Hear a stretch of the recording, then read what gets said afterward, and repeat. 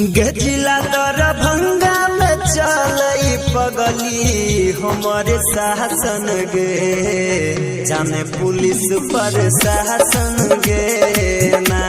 गजिला समस्तीपुर में चलई पगली हमारे शासन गे, जाने पुलिस पर शासन गे ना।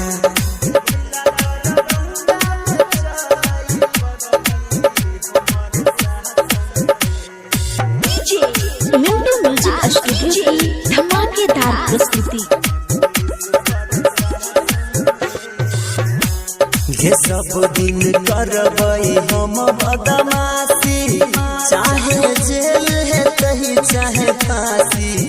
सब दिन करबई हम बदमाशी, चाहे जेल है कहीं चाहे फांसी। गे पगली नेता